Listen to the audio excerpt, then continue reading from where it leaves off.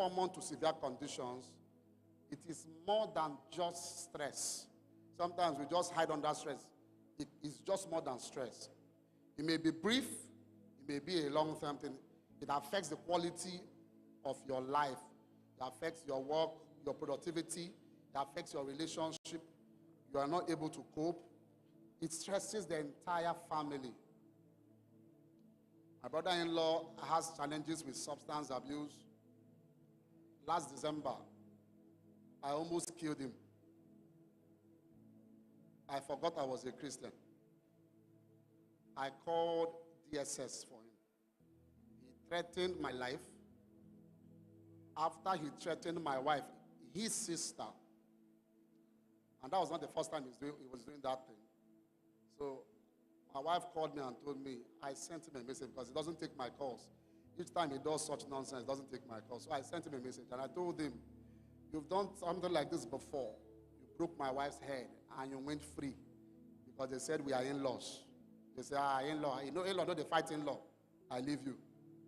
See, this time around, if you like, enter any hole. I'm coming for you. The tiniest of hole, I said, I'm coming for you. I'm booking my flight to Owerri. And my wife prevailed on me, begged me that he has not done anything. It was only a threat. I should leave him. I listened to my wife, and then I calmed down. So somehow, I thought he would receive sense. By the time I was supposed to travel for Christmas holidays, I got a text message from him telling me that if he sees me in Owerri, he would deal with me. I sent the message to my wife. I said, see, person, he said, make I leave, Abi. Tell him I'm coming for him. So I called some of my friends in DSS. The guy in DSS told me that if he has substance abuse, they will not guarantee that they will spare his life. So I was worried. As I wanted you guys to just carry him and keep him somewhere, let his head cool down. They said no, that their type will fight back. Because once they are high, you know they see anybody. So some of their own people too, who are not normal, can also shoot him because of that thing. I just told him, hold fire. Before they go say, now me kill my in-law. And these things happen. It stresses the family. It stresses everybody around. See someone who is into abuse, mom, dad are all on the edge. Siblings are not okay. Everybody is worried. Everybody is concerned. I pray the Lord will not allow such in your family. In the name of Jesus. So what are the causes of mental health disorders? Stressful life events. Stressful life events can cause mental health disorders. Lost a job, divorce, lost a child, you know, business is going down. How many of us did MMM? You're laughing, Abi. MMM brethren, raise your hand. Okay. You know why I like some of you? You're honest. My wife told me about it. I looked at her. I said, please answer this question for me. This money they are going to give you and double it, where is it coming from? She said, others have been doing it. They are being paid. I said, don't argue. Where is the money coming from? She could not answer that question. I said, if you can't answer that question, please do not put your money into that place. Somehow she convinced herself that after all, if she makes the money, she'll bring it to the family. All of us will enjoy it, Abby. So she went ahead. When I think she did the first time and they gave her a phone number of someone, because that's what they do, right? They share phone numbers. And somehow something tells you that you have given somebody 200,000. Another human being in this Nigeria will agree to give you 200,000. Well, he's not even sure whether he'll get it back. Thank God for her. I think there was another 50K she put in. The first one was 20K. She chopped 40. She happy. Second time, she go 30. She chopped 60. She happy. Now when she can't go 50, the number where she they call, that one tell her say, don't ever call this line again. Because even the person way in they call, no, they answer you.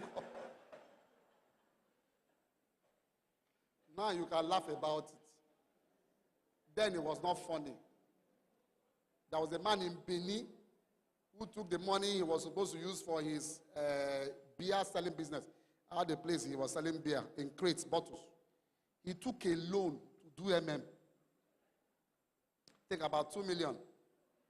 He lost it. I had a colleague, a doctor, I'm not saying illiterate, a doctor, who ordinarily should have, when you are looking for IQs of people who are intelligent, doctors are in the top range, right? So you'd expect a doctor should know better. That one put 500,000. Yes, I know him, he's my friend. Because he confessed to me. When I was telling him about my wife's 50,000, he thought I looked at me. Only 50,000.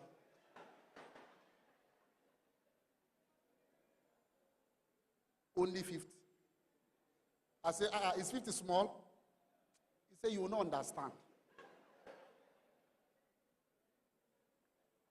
And true, I did not understand until I later understood. I didn't know whether to pity him or not, honestly, because there are some things you shouldn't be doing. Abba. So such stressful events can trigger mental breakdown. They can also be as a result of biological factors, and then also individual psychological problems, poor self-esteem, those who abuse substances, and then it can also be as a result of adverse childhood life events. Some people were raped as a kid. It has affected them. Some people, went through some very traumatic events. Growing up in my house, we were robbed. And I think I was in nursery 3 then. I carried that trauma. I had what they call PTSD. I was in nursery, as small as I was then. They were not successful. But that, I think about 30, 45 minutes, while they were banging on our door to have access, they had finished robbing other people. So it was remaining in our house. So they kept banging on our door. My dad carried us, I was small then, my 2 other brothers and my mom, locked us in his room, and then came out to the door. I was now challenging them. So we were hearing him shouting back at them, if you're a man, break the door and come in. And then they were saying, if we come in, you will see. My father said, come in first. So all of that was going on. My mom would hold our hands and we were praying. I was too tiny. I did not know what happened. But I realized that after that event, I was sick for a while. And then I remember that I was having issues with the dark. I was having issues with people shouting amongst me. So it brings back that image. For a while I was like that until God was able to help me break out of that. I didn't know how he even stopped. And so there are people who are going through all kinds of things, and some of them are here. And you don't know, and you judge them, not knowing that where their problem is coming from is what happened while they were kids. They need your empathy. They need your compassion, not judgment. Praise the name of the Lord. Praise the name of the Lord. So what are the symptoms that will indicate that probably this person is going through some mental challenges? That some of them can be physical, aches, poor sleep, poor appetite, weakness. Some of them can be, a psychological thing.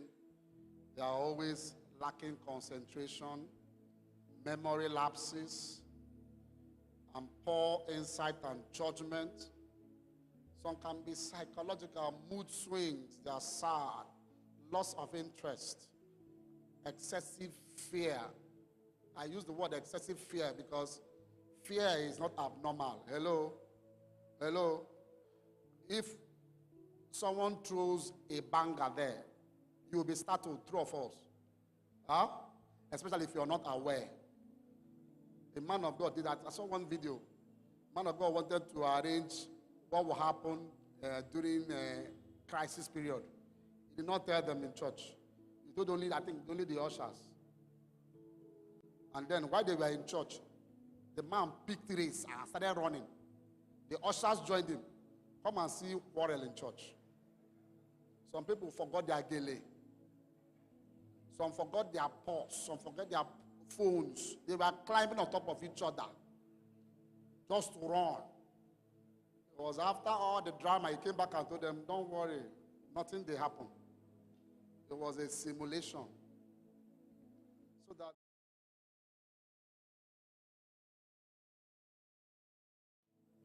this is what you should do. Praise the name of the Lord. So fear is not very bad. It's normal. If somebody threatens you with a gun, you should be afraid. It's not the time to say, be a man. You are not well. That's a gun. It's a metal. What comes out of it is a bullet. Hello? It's not catapult. So you should be afraid when a gun is pointed at you. It's not the time to speak English. Respect yourself. So normal fear is allowed. What becomes a problem is when the fear is excessive, even in the face of what shouldn't provoke fear. Praise the name of the Lord. And then another symptom is people start imagining voices, imagining, seeing things, and things crawling up on them. There is treatment for mental health disorders. Any kind of mental health, there are treatments. What is important is that people come up on time. If you are able to talk on time, most likely you will get help. I mean effective treatment. You will. Some of them are tailored specifically for a certain challenge. And some of them you may not even take drugs. You will just go through therapy. Those who have issues with the dark, you bring them to a dark room. You will see an adult melt down because he has issue with the dark. Probably something that happened to him when he was a kid in the dark. So if the light goes off, he starts panicking. Such a person, you may not give drugs. They go through therapy. But if therapy fails, you can talk about drugs. Praise the name of the Lord. I think I've said this before. So 1 out of 4 people in this country is mentally unbalanced. So think of your 3 closest friends. If they seem okay, then you know who is not well. So how to maintain good mental health? I want to run through this. You must have healthy sleep patterns. If you deny yourself sleep, one of the things sleep does for you, sleep is kind of rejuvenating. Hello? Hello? The body has the ability to self-heal. Hello? Did you hear me? I said the body has the ability to self-heal. But it cannot happen if you don't put that body to rest. So if you're always on the go, you deny your body that ability to heal itself. So you must get good sleep, regular exercises, developing good coping skills. Very, very important. You work with a very difficult boss. I have worked with a lot of them. What do? I will just go to your office. That's what I do. I've done it before. I'm telling you what I've done. What is the problem with us? Some of them will tell you, no, I don't have a problem with you. I don't have a problem with you. So are you sure? And then I'll point out to you the things you have done That makes me believe you have an issue with me. Some of them will deny. Some of them say, okay. When I leave your office, I work on those areas they have issues with me. If your boss is picking on you, and you're also a late comer, the problem may not be that you're coming to work late. The problem is that he has other issues with you. But he can hide behind the fact that you're coming to work late. Hello? Hello? So what do you do to avoid giving him grounds to actually talk to you anyhow? Please ensure if the work starts at 7 o'clock, be in the office by 6:50. There was a place I was working and I had one human being like that disturbing my life. I said, what did I do? I came to work one morning because I discovered he was a monitoring spirit. Walking about, monitoring just my movement. So I came to work that morning. I refused to park my car where he will see it. So I went and hid my car some other place. And I walked down to the office. So when he came out, he sighted the office and did not see my car. Looked at the time and assumed that I was not in the office. So he rushed to the clinic to come and do his normal drama. He was already making noise on the corridor as he was coming. And when he opened my door, he saw me.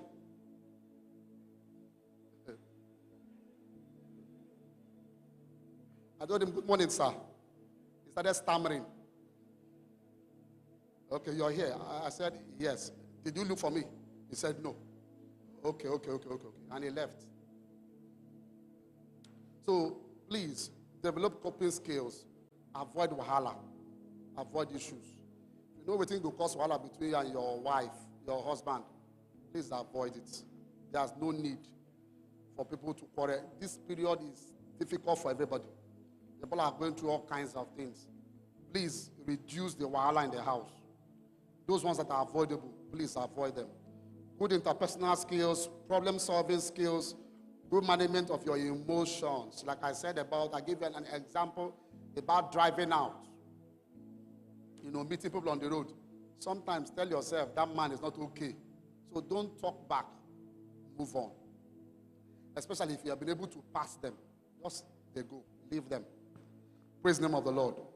Find a supportive environment. Seek professional help. Do that timely. Please open up and don't die in silence. Men. Where are the men in the house? Wave at me. Men.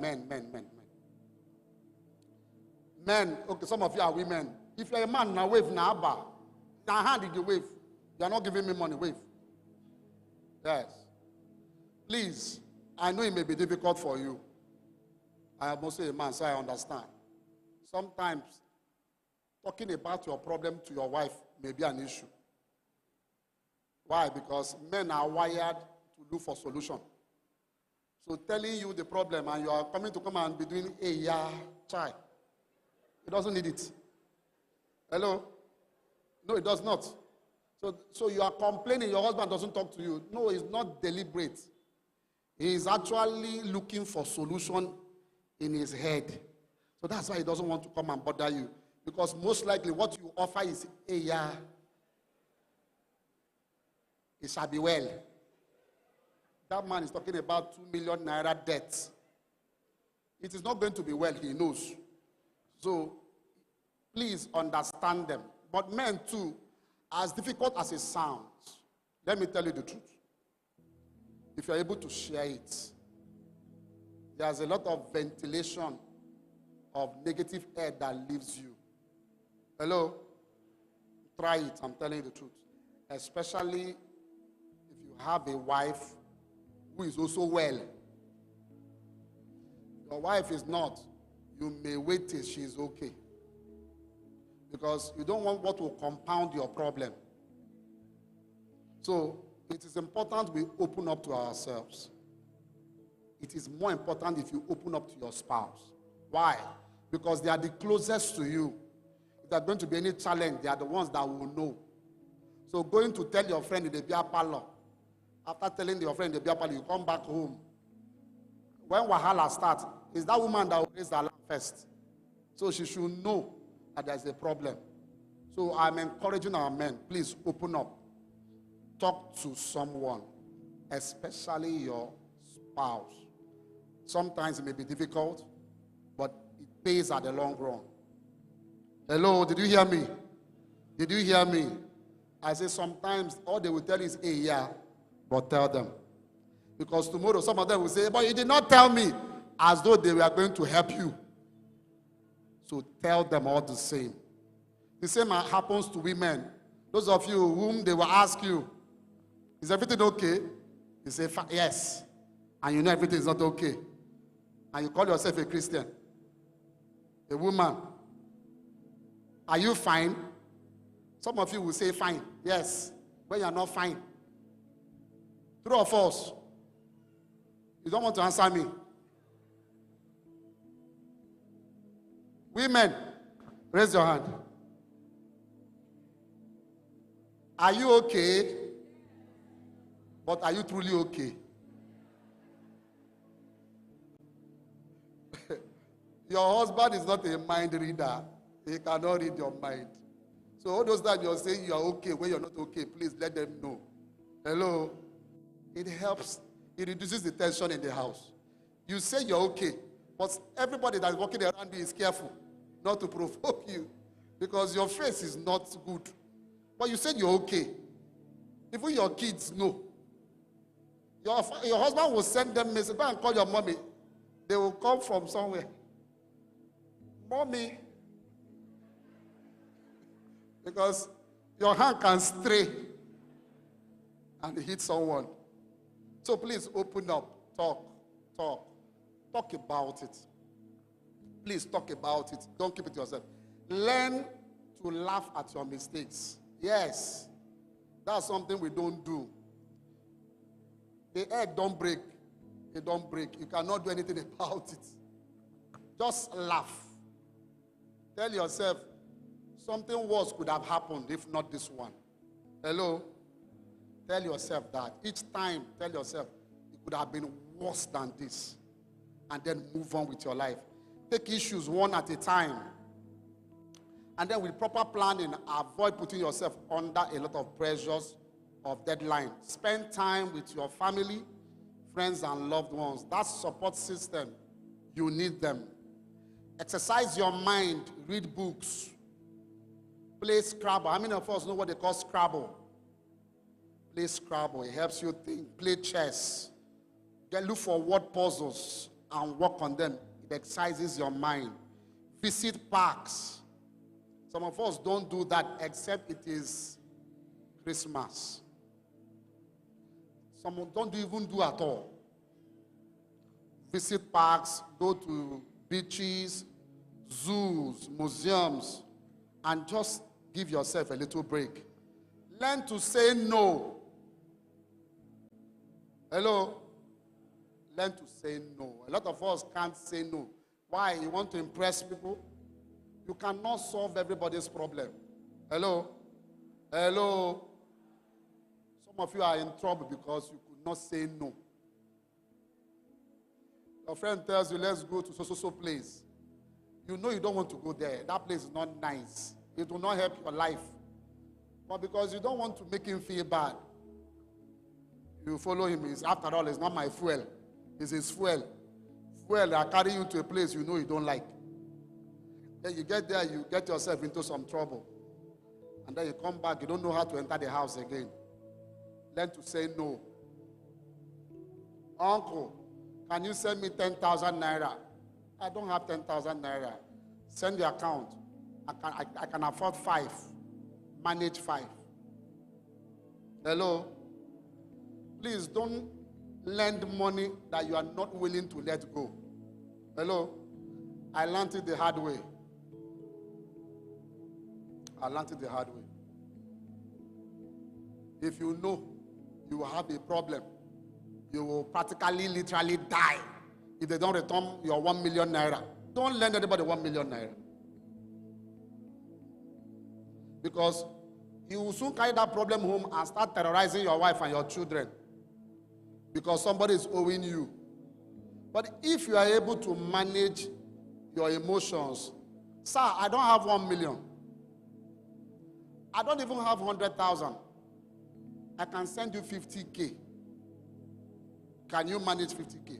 But by all means, if you have, give.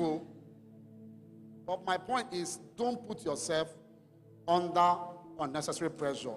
Learn to say no. Pursue peace with all and forgive easily. Hello? Tell your neighbor, forgive easily. Forgive easily. If you don't, you are in trouble. The person you are carrying mind for your mind, the person is moving on with their life. Hello? Try it. It helps you. You're freer. Somehow you drop like 5 kg. You think it's a joke. Try not forgiving people. And now try forgiving people. You will see the difference. You will sleep well. The person is coming on the road. You see the person. You are not under tension. Hello? Hello? You will not be looking for a way to disappear when you sight the person. You're free. I say, try it.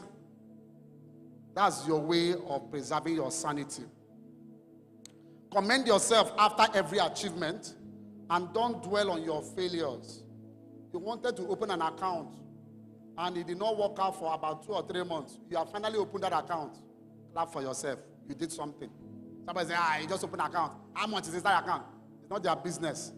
It was for you, it was a project. And you were able to achieve it. I want to fast for 6 to 6. And somehow, around 12, your wife starts frying egg. And it's disturbing you. And you managed and dragged it to 4 o'clock. And somehow, you could not reach 6. Commend yourself, say you reach 4. Hello? Don't dwell on your failures for long. No, don't. Except you're doing self-appraisal. Leave your failures. Praise the name of the Lord. Be grateful for everything. Yes. That man you are fighting, that woman you are fighting, somebody will kill to have them. Did you hear me? Did you hear me? It was on social media, I saw a woman who said, please, if your husband takes me as his second wife, don't be offended. I will not fight you. She was actually advertising herself for the vacancy or the position of a second wife. And she's telling the first wife ahead of time, I will not quarrel, I will not fight you. Go and ask my siblings, I'm a peaceful person. Second wife. So, be grateful for the one you have. Then be a blessing. Volunteer to help others for free. Did you hear me? Be a blessing. There are a lot of other things we can go on, but because of our time, my time is up. Let me entertain 2 or 3 questions. Where I presented this last month, someone asked me a question about fear. His issue was excessive fear. Because of fear, he was so paralyzed in fear that he abandoned his business. His business requires him to travel out of Lagos. Because of his experiences on the road, I think he escaped kidnappers narrowly. He is going through PTSD, and because of that, he does not want to embark on any road trip. I remember I wanted to travel to Abuja, and I talked to Pastor. The pastor said, when are you leaving? I told him, okay. And I told him I was going by road. Not just by road. I'll be doing night bus. Pastor just looked at me. Is everything okay with you? All he was trying to say is that, are you sure you want to risk it on this Abuja road? I had to go and look for money and fly. If I don't get money, I will enter that road. That's the truth. But the truth is that there are people who are so paralyzed by fear, they can't go through the roads. And I pleaded with the young man that what he needed was counseling, therapy, and to see a professional. So if you're here too, and you're having such excessive fear of anything, you will need counseling, you will need therapy, you will need to see a professional. If counseling and therapy fails, you will need to see a professional. So please, it is important you don't die in silence. You open up. If you don't want to talk to me, or to your neighbor, or to your wife, you can talk to the pastor. You can talk to any of the ministers. You can talk to any of the ministers, and you will get help. Please, if a mental ill patient, what?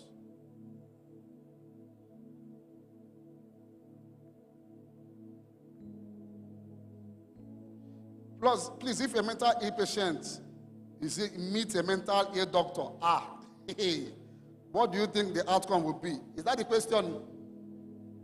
Because I don't understand. Say, if a mental ill patient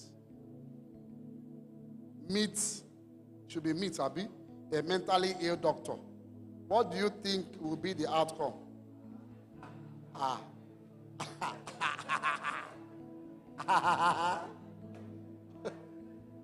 don't know.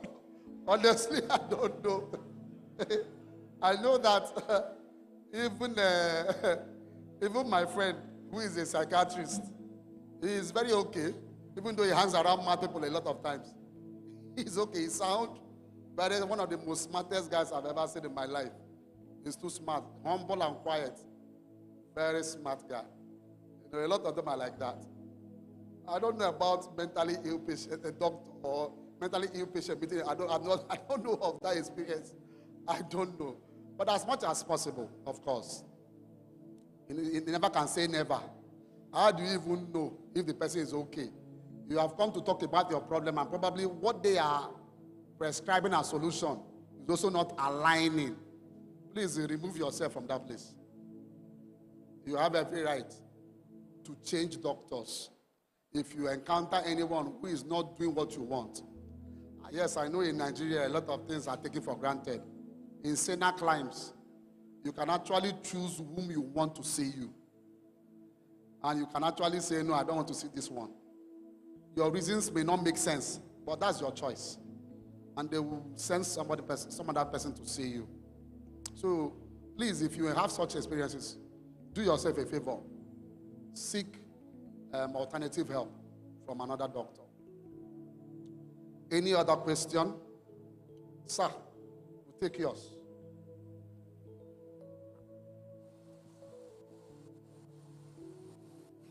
My question is about memory loss. Memory loss, okay. Yes.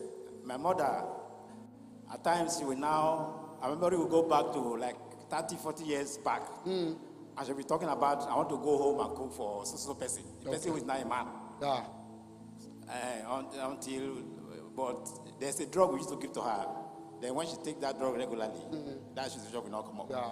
Is that all a mental health problem? It's not as though it's a mental health problem per se. But of course, it affects his habit.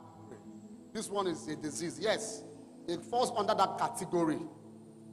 In the sense that, now this one, age and biochemical, reactions in their brain, some hormones and neurotransmitters in their brain are no longer as they used to be when they were younger.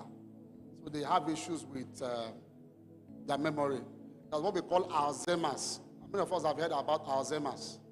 So Alzheimer's happens to mostly those in the old category, 60, 70, 80.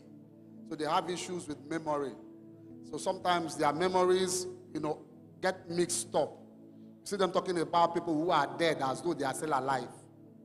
So it can happen. They can also be helped. There are drugs to give them to help them. Because sometimes when you engage them, they think you're mocking them. And they feel bad. Hello? If you engage them, they feel bad that you don't understand and that you think that they are not okay. So they are frustrated. So what you do for such people, you play along as though you are understanding what they are saying. But of course, you know that what they are saying is not right. So you get them help. But don't fight them. Don't say, why are you talking nonsense?